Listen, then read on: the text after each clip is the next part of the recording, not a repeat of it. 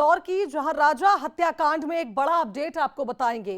Coelom, James और बल्लू को court में पेश किया गया। कोर्ट ने 7 दिन की ट्रांजिट रिमांड दे दी है शिलोंग एसआईटी को, और अब दोनों को लेकर शिलोंग जाएगी एसआईटी की टीम।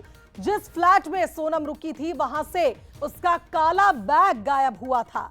प्रॉपर्टी ब्रोकर पर बैग गायब करने के आरोप लगे हैं, उसे डिस्ट्रॉय करने के आरोप लगे हैं।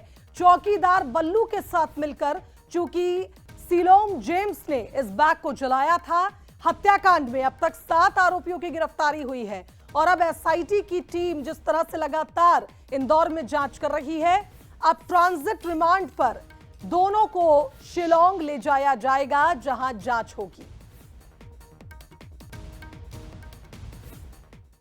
तो कुछ दिन पहले बंसल न्यूज की टीम ने प्रॉपर्टी ब्रोकर से बात की थी, जिसे गिरफ्तार किया गया है। हम उसी सिलोम जेम्स की बात कर रहे हैं। उस दौरान उसने क्या कुछ कहा था, आइए सुनते हैं।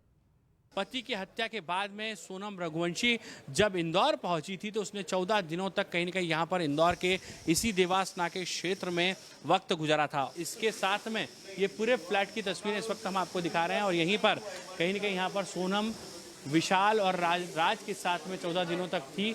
हालांकि ये पूरी जो बिल्डिंग है अंडर कंस्ट्रक्शन है, इस लिहाज से यहाँ के जो सीसीटीवी कैमरेज हैं वो उस वक्त इंस्टॉल नहीं हुए थे। ये पूरी बिल्डिंग, ये पूरा परिसर खाली है इस वक्त, यानी कि यहाँ पर कोई नहीं रहता, और यही वजह थी कि इसी का फ़ायदा उठाते हुए सोनम, राज और उसके साथी विशाल ने इस जगह को चुना था। और आप देखें कि यहाँ पर एक जो है वो वर्कशॉप भी है। चलिए, यहाँ के जो ऑनर हैं, कितनी तारीख को ये लोग आए थे यहाँ पर? 30 तारीख को आए थे, 30 मई के दिन आए थे ये लोग। 30 मई को क्या कुछ कहा था, क्या कुछ एग्रीमेंट की शर्तें थी इसमें? एग्रीमेंट का नॉर्मल हमारा फॉर्मेट है, 6 महीने का लॉक इन, 11 महीने का एग्रीमेंट। किस किस सेक्शन करवाया था, क्या नाम बताया था, डॉक्यूमेंट्स क्या दिए थे? विशाल सिंह चौहान ने अपने डॉक्यूमेंट दिए थे, जिसका नाम विक्की राठौड़। मेरे को अभी तक इसलिए नहीं मालूम चला कि विक्की राठौड़ नाम याद था।